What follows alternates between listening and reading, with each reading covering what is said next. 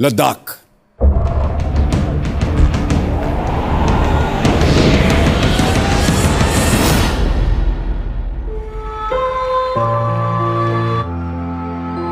हसीन बर्फीली वादियां, नीला आसमान, बहती नदियां, सुंदर वातावरण। हमारे आज के खास मेहमान, a man with many missions, Sonam Wangchuck.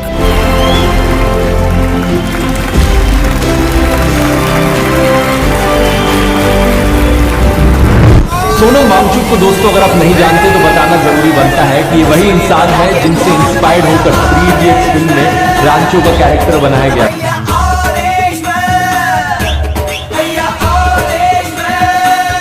चार পর্বের ভিডিও পয়লা থেকে 4 এপ্রিল রোজ রাত 9টায় একটি করে পর্ব প্রকাশিত হবে। আশা করি সবার ভালো লাগবে।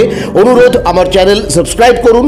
সাবস্ক্রাইব বাটন ক্লিক করার পর পাশের বেল আইকন প্রেস করলে অল অপশন পাবেন, সেটায় ক্লিক করুন।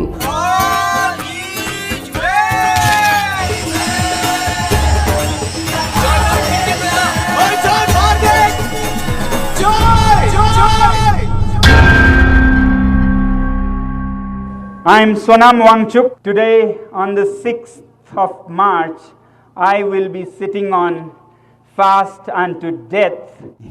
20th day of hunger fast on water and salt.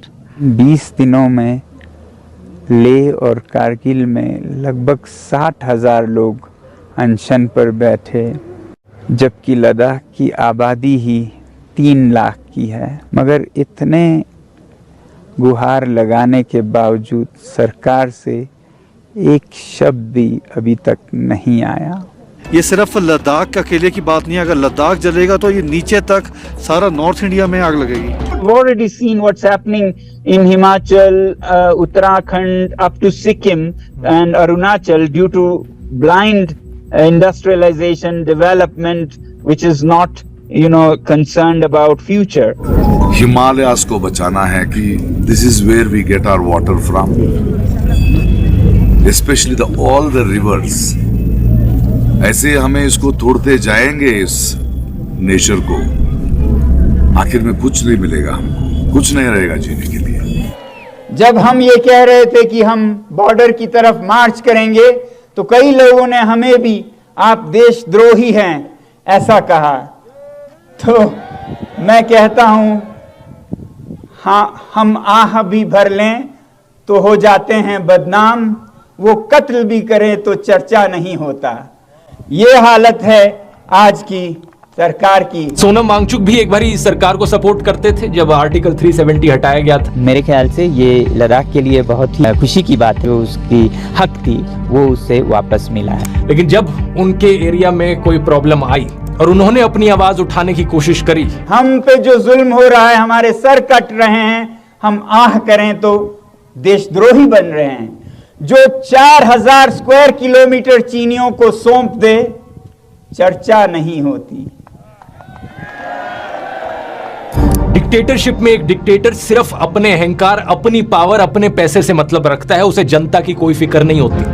Amit Shah ji से संदेश मैं अभी देख रहा था, उनके एक इंटरव्यू में उन्होंने कहा है कि वो जैन नहीं हैं, वो हिंदू वैष्णव हैं। वैष्णव हिंदू क्या होते हैं? वैष्णव जन उनको कहते हैं जो औरों की पीड़ा, औरों के दुख को समझते हैं। तो वो लद्दाख के लोगों के इस सच्चे दुख और दर्द को समझें तो वो वैष्णव हैं। और मन में कभी अभिमान, घमंड, अहंकार, अहम, जिद न होए, जिद पे न अड़े, वो वैष्णव होते हैं। मोदी जी भगवान राम के बहुत बड़े भक्त हैं। उन्होंने राम मंदिर बनाए, जो कि बहुत अच्छी बात है, मगर भगवान राम के आदर्श क्या हैं? उनके आदर्श रामचरितमानस में रघुकुल रीति सदा चली आए, प्राण जाए पर वचन न जाए। प्राण जाए पर वचन न जाए। वचन कभी नहीं तोड़ते, चाहे प्राण चले जाए। भगवान राम ने 14 बरस का वनवास लिया सिर्फ इसलिए कि वो वचन नहीं टूटने देना चाहते थे।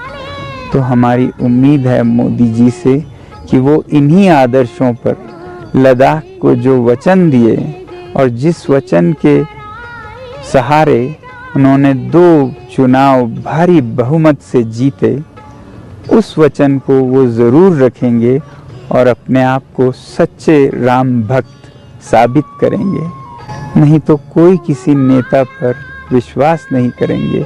ये भगवान राम का भी अपमान होगा। 21st day of climate fast. Well, India is the mother of democracy. We citizens have a very special power. We are the kingmakers.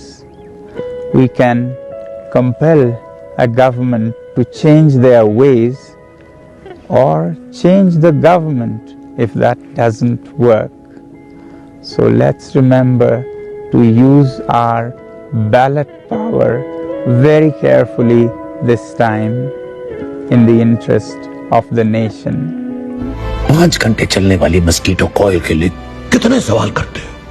इसमें धुआं तो नहीं आएगा, ये बदबू तो नहीं देगी, इससे मच्छर तो मरेगा ना।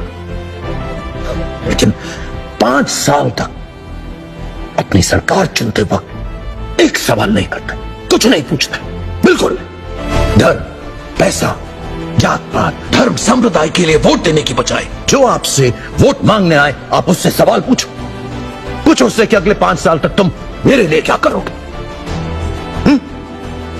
मेरे बच्चों की शिक्षा के लिए क्या करोगे? मुझे नौकरी दिलाने के लिए क्या करोगे? मैं अगर बीमार पड़ गया तो मेरे परिवार के लिए क्या करोगे? अगले 5 साल तक तुम मेरे देश को आगे बढ़ाने के लिए क्या करोगे? पूछो उससे वोट देने से पहले। ये आवाज़ किसी भी सरकार को हिलाने के लिए काफ़ी है। आज मेरे पहले चरण का अंत है। वो कहते हैं ना, मैं अकेला ही चला था जानिबे मंजिल मगर, लोग आते गए कारवां बनता गया। ये कारवां अभी भी बनता ही जा रहा है।